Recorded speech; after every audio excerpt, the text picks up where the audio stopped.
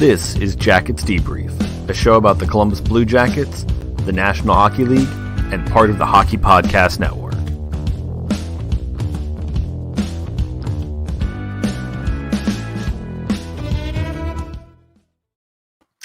Welcome, folks, to the midweek show, and we have got another guest today, another surprise guest. My daughter Alexia has returned for the soda tasting of the week. She is a silly child, and she is brought another cat. This is the other little critter that lives in our home. Her name is Midnight. Do you want to say anything, Midnight? She's staring at me like she wants to claw my face apart. She hates every second of what's happening right now. But she's my little kitty. Hold her up so people can hear the growls. I don't know if that's picking up. We are nothing but kind to this cat. And put her down. She will kill you. All right. So that's how we started this. This show's going swimmingly. This is going to be great. So the soda this week, folks, Breckenridge Blackberry. There's a black bear there with little baby cubs. Reading the description, they've got it on their website. Breckenridge Blackberry is a wonderfully light and crisp berry soda that is as fresh as the spring and comforting as the morning sun. That's promising a lot, Breckenridge. I'm going to tell you that right now. We wanted to distill the essence of the blackberry and highlight its natural juicy sweetness. It took us a long time to source what we think is the finest blackberry extract available. We hope you will agree that the end result is well worth the extra expense. Breckenridge Blackberry is a sure hit with kids and adults alike. Well, we're about to see, as we have a kid and an adult. Let's see if they're liars. We're not giving it to the cat. That'd be a terrible point. No, we're not giving it to a cat. I did not expect a clear soda out of a blackberry soda. I expected it to be black or purple. Now let's try this thing. I don't know. That's not that sweet, is it? No. It tastes like blackberry with a little bit of sweetness taken out.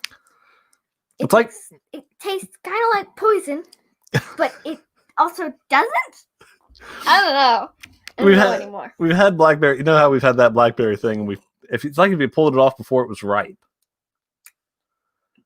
That's almost what it's like. Yeah, I think that's what happened. I think they got it wrong.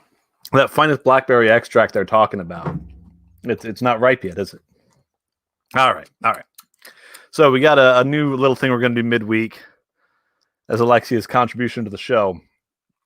This is something that started organically a long time ago in our family, and we have continued a tradition where she asks us trivia questions off of Marvel Comics cards. Now, for full context, the child does not know Marvel Comics. No. Not even a little. One of the rules here is that she is not allowed to repeat what she reads. No. So go ahead and read the first trivia question. Good and loud into the mic. What assumed dead former wife of Hawkeye turned out to be alive and a prisoner of the Skrulls? Is it multiple choice? Nope. I don't know. You have to guess. I don't know. Mrs. Hawkeye? Mockingbird. That makes sense. All right, next question. What weapon of Odin does Norman Osborn try to steal during the Siege storyline? A. Mace. B. Sword. C. Spear. I'm going to go with spear on this one. Correct. There we go. Do you want another? Yeah, let's do another one here. What is the name of the offshoot of S.H.I.E.L.D., originally led by Abigail Brand, that deals with extraterrestrial threats? A. Space. B. Sword. C. Safer. Does it say? Is one of the options really safer? I think so. I'm going to guess sword, because sword and shield makes sense. Correct. There we go. If SAFER is safer, then yes. Doesn't make any sense. All right. Well, thank you very much, Alexia, for coming on the show again this week and for trying more of this soda. It was a delight, I guess. I don't know what it was. All right, take the cat.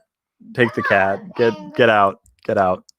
Your new name is Angry, all right? Your name's Angry. All right, there we go. All right. So at this point, normally in the show, I'd show you guys some. I'd share with you one of our brethren here at the Hockey Podcast Network and talk about their show for a little bit. Let play their ad here for you. This week, my brethren on the Hockey Podcast Network and sistren, if that's a word that we're using, are playing something for me. So I will just take a moment to share just generally. If you want to know more about other hockey teams or just the league in general, if you search in any podcast app, the Hockey Podcast Network, or if you go to the hockeypodcastnetwork.com, we have got shows for pretty much every team in the NHL. We have got a couple of shows that are just generally about hockey. You heard about Life After Hockey last week. House of Hockey is really good. I mean, all these shows are good. They're just, it gives you a taste of everything around the league, all different sorts of shows. Some of these shows, the people are bringing their kids on. I can promise you that, but that's just what it is. It's a good mix of people around the league. So I would definitely recommend going out there listening. One of our newest shows, Catfish on Ice podcast. It's one about the Preds. And now, because I got him ready, it's a touch early, our friend here from Devil's State of Mind, Neil Villapiano here. How are you doing today, Neil? I'm doing great, Frank. How are you? And by the way, that was a great first segment that you did. I enjoyed every single second of it. I think anytime I bring someone on the show that isn't me, and specifically my child, she tends to get a lot more love on the show than I do, which I think is for good reason there. So great. All right. So the reason I'm bringing you on today, I mean, you're a fellow American hockey fan. And something that's been getting a little attention, because right now we're in this place where we're all just kind of waiting for something to happen. It was kind of a hurry up and wait. Right. And so we're starting to hear these things about behind the scenes stuff. And the big one, and it was a story that came out this week in Sports Business Journal. Let me pull it up here. Yeah, John Orand, who is just always seems locked in with this kind of stuff. He does an annual predictions column, and he had a couple that were about the NHL, which I just found interesting and wanted to kind of throw ideas around, because we all know that the only thing that seems to upset NHL fans or American hockey fans more than Gary Bettman is NBC in these days. Yes. Yes. So, I don't know if it's more of the production of it or the broadcasters or whatever the case may be, but they definitely have not pleased a lot of the American fans over the last 10, 15 years. Yeah. They seem to always kind of hit the wrong note, and I don't know what that is. I mean, sometimes they do a great job, and so I won't deny them that. I'll say some of the broadcast teams they had going on during the bubble were great. Mm-hmm. Others not so much. I mean, you personally, do you like NBC's coverage of it? Do you think there's something to be desired? How do you feel about it? Well, to be honest with you, once we found out that obviously the legendary Doc Emmerich retired, I kind of said to a lot of people that I think that's kind of the opportunity now that the NHL can really kind of move on from NBC and try to see if they can work with someone else. They did try, I believe, when they did the World Cup of Hockey a couple of years ago. I believe ESPN was doing the coverage for the World Cup of Hockey. So ESPN kind of got back into it a little bit. And I know ESPN doesn't really talk about hockey that much, but that's primarily because NBC kind of owns the rights to a lot of the hockey coverage. But I think that ESPN growing a lot over the last couple of years, especially with the streaming services that they do, I think that it would be really good to actually get ESPN on board again. I mean, we had some great people like Steve Levy, who now does Monday Night Football, that was doing it and did a great job. You have guys like John Buchagras, who are phenomenal. I don't know if Gary Thorne would still be interested in coming back. I mean, he used to do college hockey, but that would be great to have him back. And there's also other people that could very well be on there. I think NBC presentation-wise does a really good job, especially for, outdoor games and for, when they've done Olympics and they've done the Stanley Cup Finals and things like that. But I would like to see a different network get an opportunity to showcase how it can, expand the game and make it more exciting. And if you get a company like ESPN or something like that, I feel like that will give the NHL an opportunity to expand its brand and its sport even more. I mean, while we're talking about ESPN, I feel like where the NHL is missing the boat on not being on an ESPN is, I mean, if you're super online people like I am, you probably are. We're on Twitter. We're spending a lot of time on podcasts and things like that. Right. What's on ESPN day to day. You turn it on for the games, and maybe you don't watch a lot of other stuff. But ESPN is on. Sometimes they'll have it on in doctors' offices, or it'll be on at different. People just have it on during the day. Mm-hmm. They do a certain job, especially with their shows like First Take and all that, of kind of setting a sports conversation. Yep. And I mean, even for someone like me, I never watch First Take, but if they say something particularly ridiculous, it goes all over Twitter. Right. Or if they do something particularly funny, it goes all over Twitter. Mm-hmm. And it feels like the NHL is kind of missing out on that right now, because NBC has nothing comparable to the programming around their sports that ESPN does. Mm-hmm. Yeah, I mean, I would say that I don't know if people would agree, but in a funny way, the NHL and hockey in general has become I guess you would say, the Canadian sport only. I mean, I think that's the way ESPN treats it, because again, they look at it and say, oh, well, they already have a major network covering them. We don't necessarily have to, work with them. I mean, even when we had the Stanley Cup Finals and the Lightning ended up winning, ESPN almost didn't even talk about it. Like, it didn't even happen. And remember, it was one of only two major sports in North America that was playing at the time. You had the NBA and then you had the NHL. But, people in the United States in particular, they can't go to ESPN to get that coverage. They had to go to NBC or NHL Network, and some people don't have NHL Network, so they're in that conundrum. And I think that, I agree with you, Frank, that the NHL and hockey is missing out on what ESPN could really do to boost the sport and the league by being with them. And you're hearing about ESPN is very interested in wanting to jump back on the hockey bandwagon. And I think the NHL, especially with, trying to get a lucrative TV deal and trying to gain some of the money back that they've lost, and they're going to, continue to lose once this next season starts, working with a company like ESPN, with the fact that they have streaming, with the fact that they have all these exclusive shows. ESPN has, I think they call it ESPN Hot Ice or On Ice, which is an ESPN Plus thing, which has Barry Melrose, that talks about the NHL. But if the NHL could get a specific TV deal with ESPN, that would give them so much more revenue, and it would give them way more exposure, and maybe even a show or two that could really be, on there 2-3 times a week on the ESPN networks, that could really, get things rolling and get more eyes glued to the sport. Yeah, I mean, I'm there with you on it. I mean, jumping over to what Allram said in his predictions, and because I find these interesting, is his first one was that NHL signs the deal, and he said they stay with NBC, but he also added in Fox as well, which is real interesting, because I definitely think the NHL, their priority is going to be two networks. Mm-hmm. Fox as a second choice is interesting to me, because with Fox you have the broadcast network, then you have FS1 and FS2.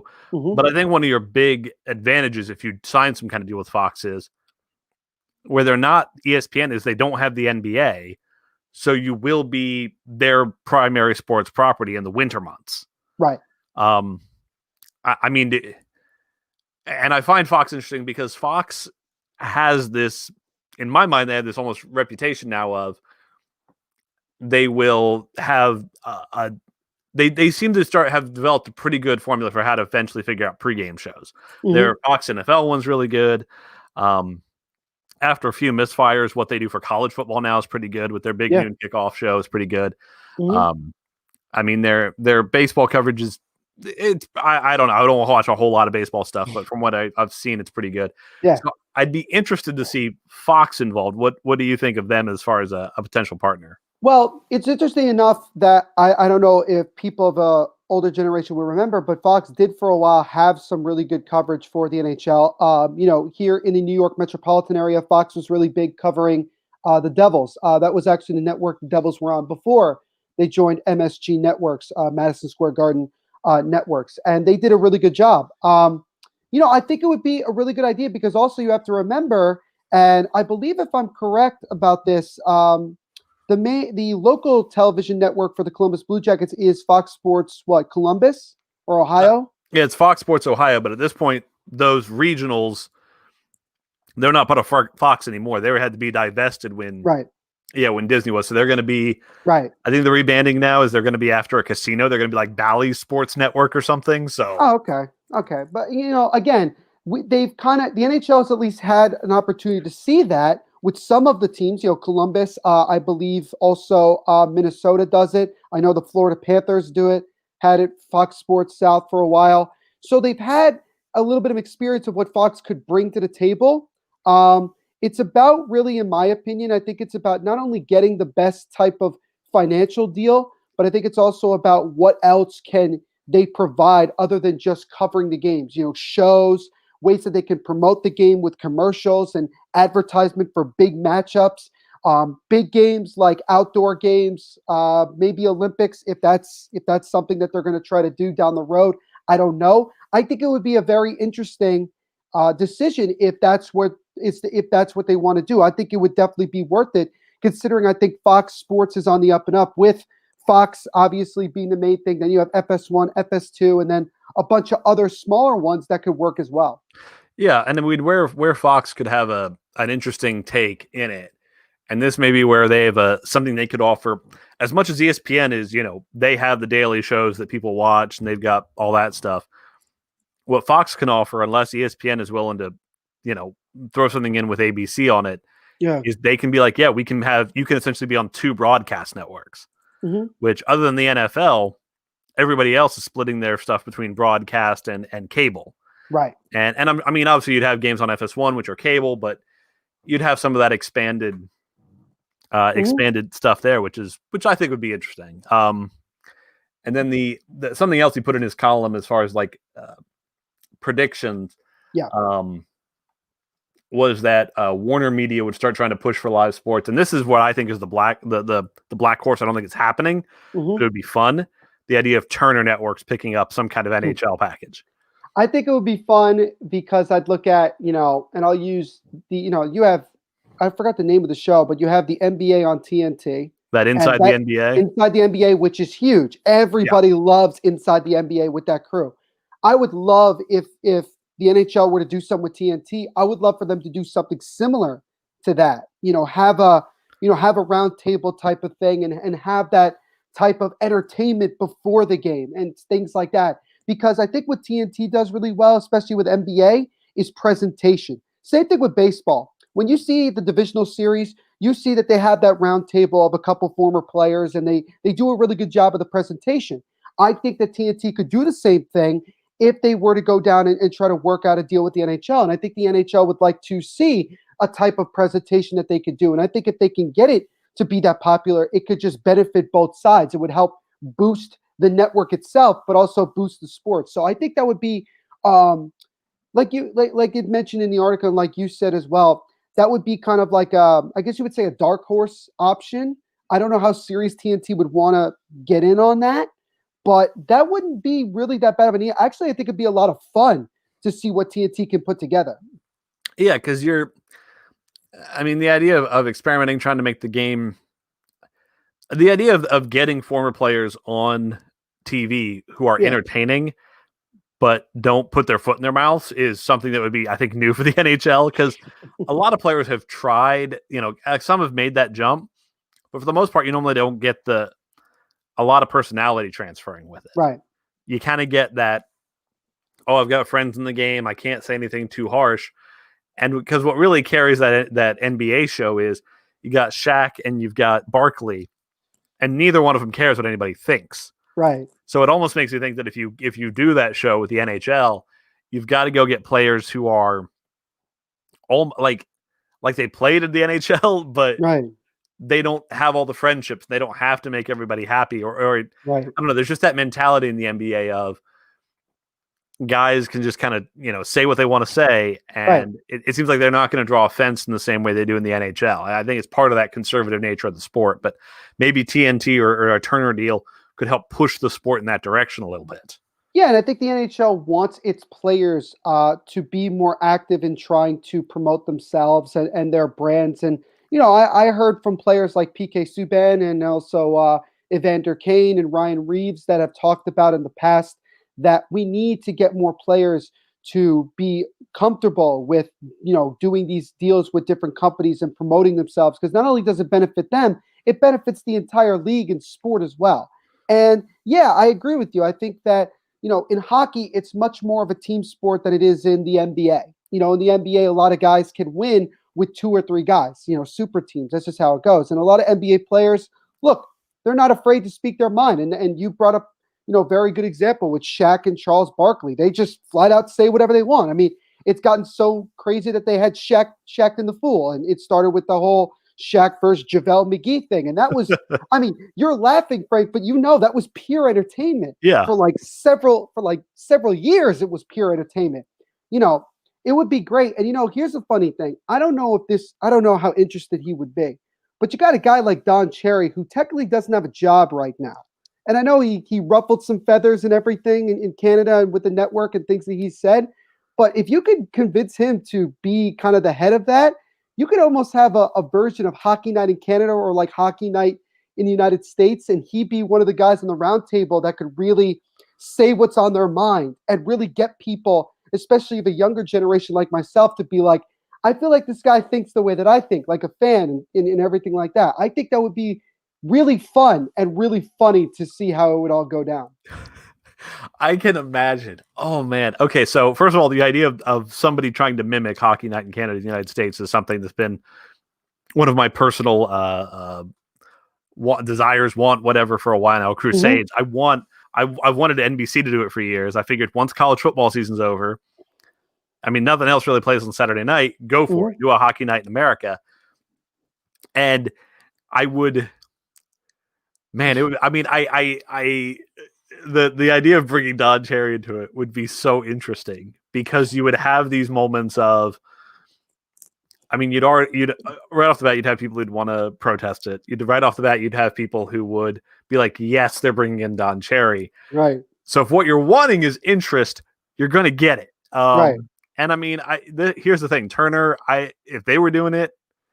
You'd watch it. You'd have other players on the panel. You'd make it. You'd try and see what you could make work. Right. I mean, see what happens. I mean, of course, if we're talking about networks that might pull off trying to be controversial, I think we're back in the territory of Fox right there. Right. Who don't mind doing that kind of stuff. And they're like, whatever, we'll ruffle feathers. I mean, these are the people who employ.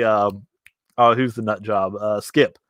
Skip Bayless, yeah. Skip Bayless, yeah. I mean, Skip Bayless on first. Oh, what the hell? Undisputed, yeah. Undisputed, yeah. I mean, they put that show on 3 times a week, or 5 times a week. So with Shannon Sharp, that's just a constant, like, pure, flat out entertainment on their end. Yeah, I mean, they're just it's just craziness. So if you're wanting to go the direction of let's see what happens, you play around with that. I mean, it'd be interesting.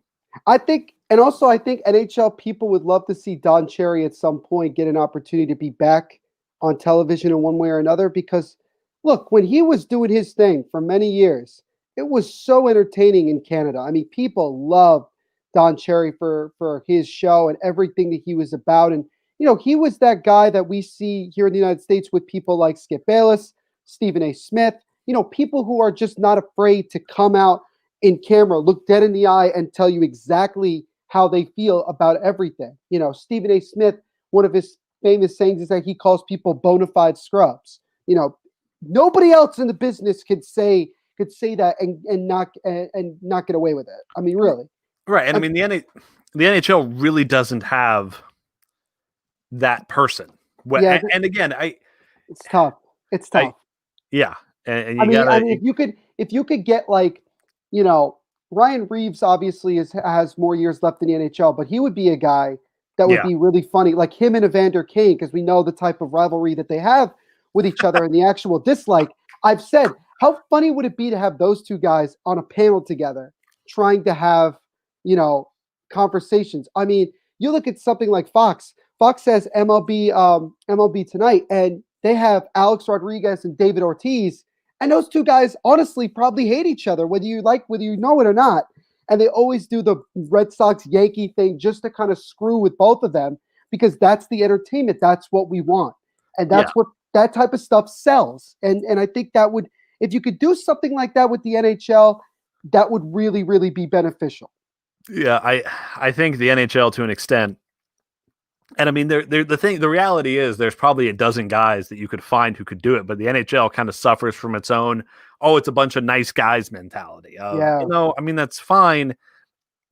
And when you're on the same team as somebody, you want to be a nice guy, but when you're trying to get people to watch something on TV, or when you already like hockey and you're watching stuff on TV, there's only so much you can take of, this is nice. This is this. You want things to be a little different. You want to see the guys jaw at each other a little bit. And I mean, you don't see as much fighting as you used to see. You see a lot of guys banging the bodies and pushing and shoving, but when it comes to legit fighting and legit like guys just dropping the gloves and going, it just doesn't happen anymore. And it's not as, you go to games like that to see the purity of the game, and we don't have that Philadelphia Flyer, Broad Street Bully like situation anymore in hockey. And yeah, I think what you're saying is correct about guys being, nice guys, so to speak. I think that's the thing. And I think also a lot of NHL players are very soft-spoken. They're not focused on building themselves. They just want to play hockey. And I mean, there's nothing wrong with having players like that. There's players like that in every single sport. Yeah. Where they just want to focus on playing the game.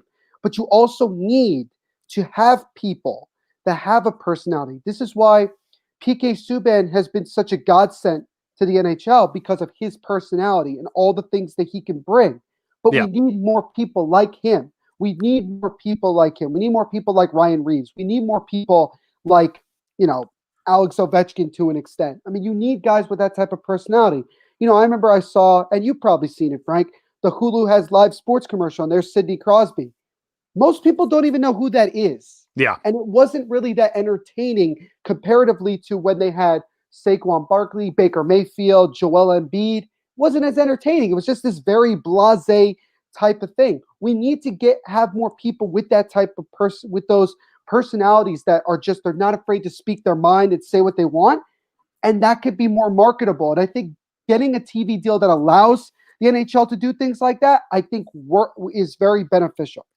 Yeah, and I mean, you are so right on that whole point of, you gotta let the personalities get out there so that they can become memorable. And it's not even always about what's in the sport, because something I remember was the discussion was, how do you know when an athlete's really, transcended their sport? They're really a celebrity. Mm-hmm. And it's, does your grandma know who they are? Because, and that's the test, because if you ask most people, who's Michael Jordan, they know. If you ask people who's Shaquille O'Neal, they know. The athlete I can think of most recently who just completely took over, and everybody knows who he is, even if he wasn't, because the best quarterback, at least by success over the last 20 years, has been Tom Brady. He's won of the Super Bowl. Right. But if you put a bunch of quarterbacks in a lineup and ask someone to pick, they're going to know Peyton Manning. Because he's on all these commercials. The guy's been retired for 5 years, and he's still pitch man for 5 different things. I mean, the NHL, he has more personality now than he did when he played. Yeah, he has much more personality. Yeah, if you ask somebody to name a hockey player, they're probably still saying Wayne Gretzky if they're not into the sport. Right, because when you look at when Wayne Gretzky went to Los Angeles, they understood, both the Kings and the NHL, he has to be here. Because if we get it big in LA, we're going to expand the sport. And that's what it did. It helped them expand to having more teams in Los Angeles. It had hockey become a cooler thing in LA, and playing in the old Forum and things like that. We need to have more players like that. I'm not saying that we have to have once in a generational talents on every single team. We just need to have more players that are not only at least half decent on the ice, but have a personality. We have Bissonnette and Ryan Whitney who are on a vodka commercial together, and I want to see more of that, because that type of stuff was funny to me. That type of stuff is hilarious and entertaining, and people know Bissonnette from that commercial, and also the fact that he's on Spittin' Chicklets. Like, people know that. So we need to get more people to have that type of personality because that will help expand the NHL. Whether they are comfortable with it, I think we're in that situation nowadays where in order to get comfortable, you have to get uncomfortable and you got to do some things that you may not fully be okay with, but at the same time, it's going to help you get a lot more money and a lot more focus in the sports world. And we might be in that moment now where there's all this lost revenue going on. Maybe this is the moment that will start pushing them to, you know what? Maybe we're okay with I don't know, PK doing more appearances on stuff. Maybe we're. Right. 'Cause I'm trying to think about who has the. Like I've seen a couple of things where like, I know he's we don't need him to be Gretzky, but things where like McDavid has shown that personality. Mhm. Where he's shown a little bit. Like there was a deal he did where he like played video games and talked with somebody. And Right. he had some stuff where you could maybe do that. And the idea is to try and push these guys out of that shell. So Yeah. And you had PK Subban like a couple like just before the start of the 2014 playoff. He was actually a guest on First Take, and that was like a huge thing for the NHL because it was like, when does an NHL player ever get to be on a major show like that? And that was huge. Yeah. And that's what I want to see more of because people like PK have that personality that TV networks look at and say, how can we market that? How can we use that to our advantage? And that's what I want to see the NHL look at and say, in order for us to really expand the sport, it can't just be us trying to do all these showcase things. We have to get a network that understands our vision, has a really good plan in place, and then actually executes it with the right people in place. Yeah, because and part of this plan in my mind is you've got whatever network you sign on, whether it's NBC and somebody else, and maybe NBC can still do this for you a little bit, but you need people on these shows that aren't just the hockey show. You need it on the general sports shows where anybody could be watching who know and understand hockey. Right. One of the things I've loved, there's a show on ESPN, it's their show Get Up, and they have a former quarterback, Dan Orlovsky, on. Dan Orlovsky, yep. Who does these incredible breakdowns of plays, and you feel like after you've watched him, you're like, I understand football a little bit better than I did 5 minutes ago. And what they need, because so much of ESPN talent or Fox Sports talent or a lot of talent doesn't understand hockey, there needs to be that investment in getting those people in who do, and then giving them that airtime, whether it's 5 or 10 minutes here, and not right at the end of the show, but in that middle when people are actually watching, of explaining what's going on the ice. Because I mean, NBC anymore, half their times, I mean, they don't do the telestrator stuff. It's guys sitting up there going, well, he just doesn't look like he wants it enough, or you just got to work harder for it. And it's like, no, you need to show people the sport, because I know people who enjoy watching hockey, but still half the time, I mean, they're not rabid like you and I are. They're not the biggest question always that I get from people who watch hockey but don't know it as well is what is offsides? And you just like, you can't sit there for 20 minutes and try to explain it in a way that makes sense. You need to have people who can explain it to people, and it goes, oh, I actually get that now. Yeah, and just, the little things, because when you're watching a game, like you can tell someone, when you're watching football, the camera shows you what to look at. When you're watching hockey, you kind of are always trying to learn how to watch it. I myself, I watched hockey I watched every Blue Jackets game for about half a season before I really felt like I had some idea what I was looking at. And to ask your average person who's not like really getting into the sport to do that is hard, because what this sport needs, we've got the diehards in hockey. Right. What we need is more casuals.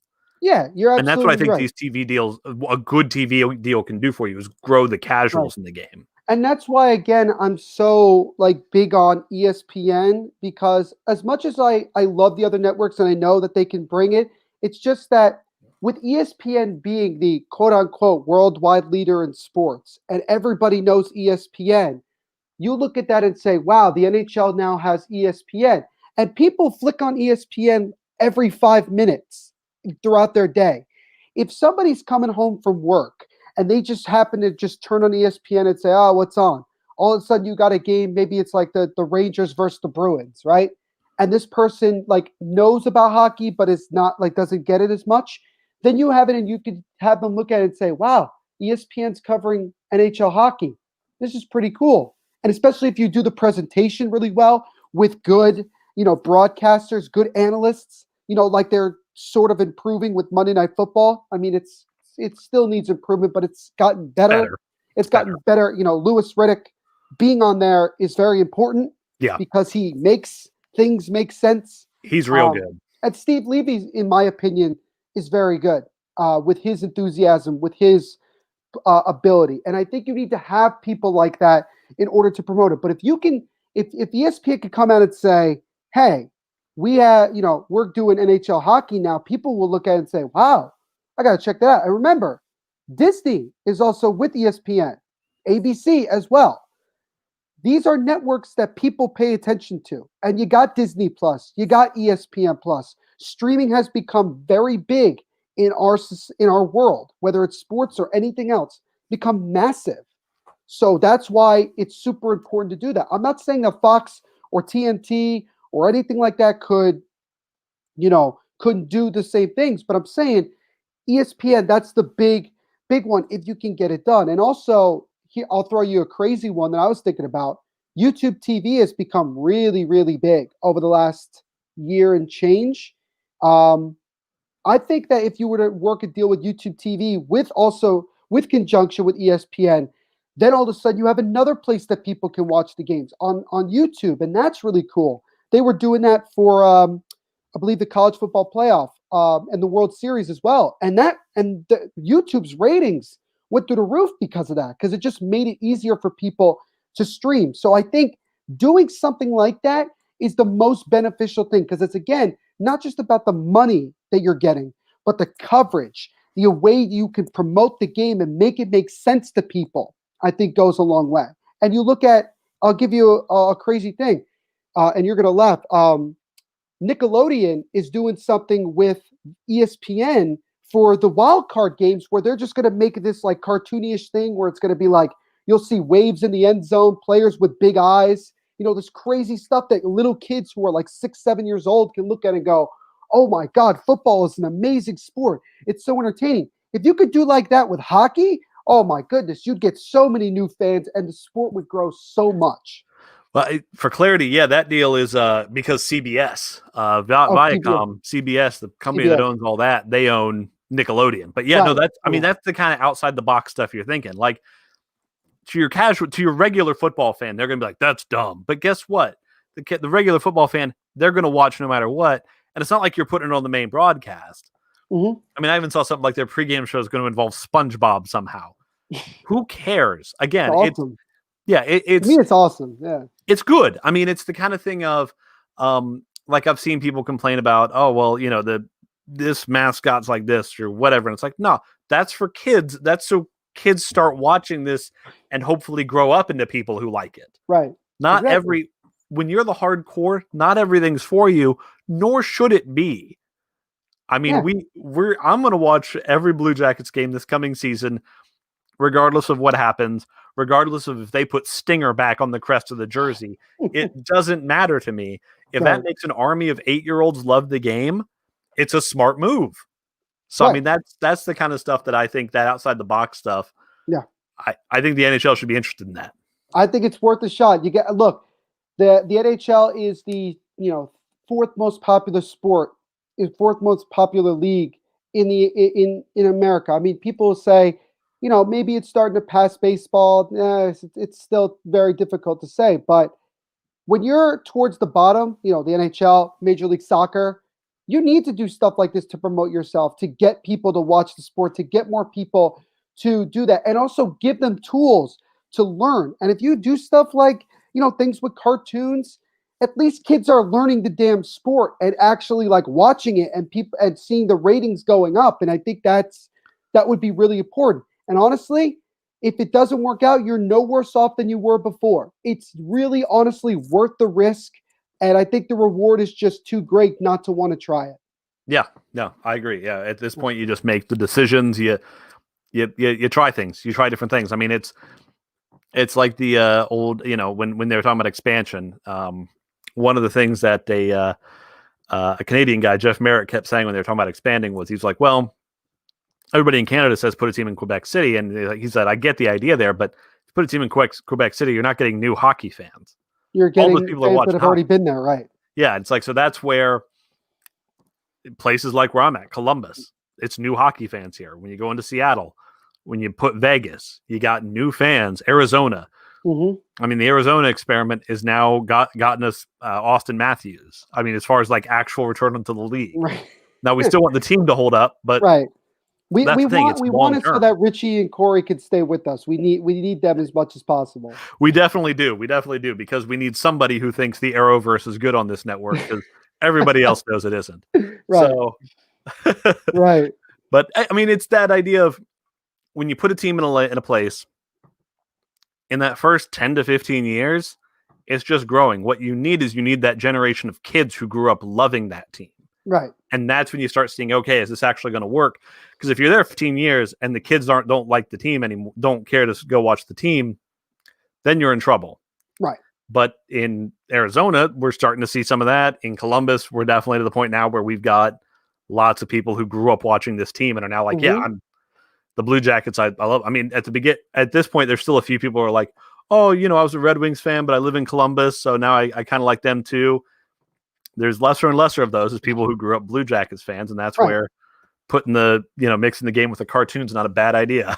And another thing that I think people need to understand is that if you start to promote the sport very well, there's other things that happen that don't necessarily involve the NHL, but involve the sport of hockey. Local rinks start to be built. You start having more things like outdoor games. You start having more kids that want to play the sport.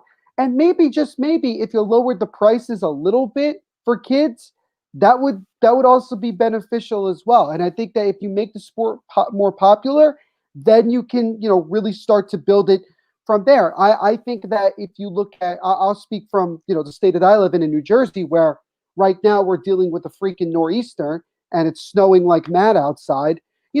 People like myself want to hope that tomorrow it's cold enough and frozen enough where we could go on some of the small lakes that we have and just skate around. And I've had situations where I've done that, and I've had little kids come up to me like, what are you doing? And I'm like, oh, I'm playing hockey. And then it's like they're amazed by the beauty of it from that standpoint. And it's doing stuff like that and promoting it on TV, because kids are going to be on their phones and on their laptops and tablets and everything like that more and more. You find ways to promote, especially with a good network supporting you.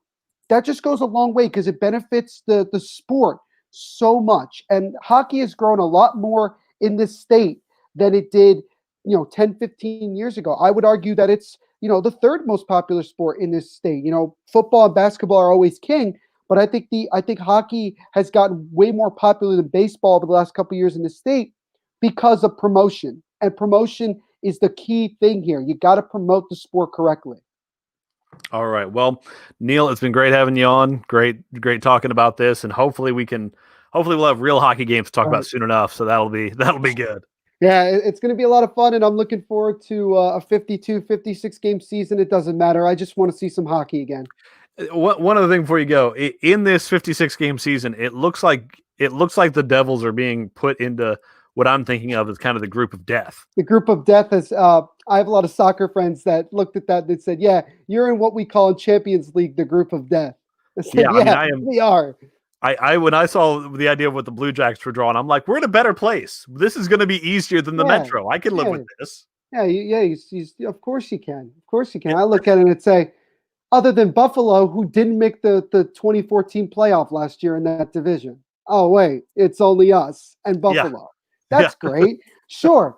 And even giving us a week extra is not going to make a damn difference. No. We're still and look, this is the year where we're supposed to really develop and try to improve our young players.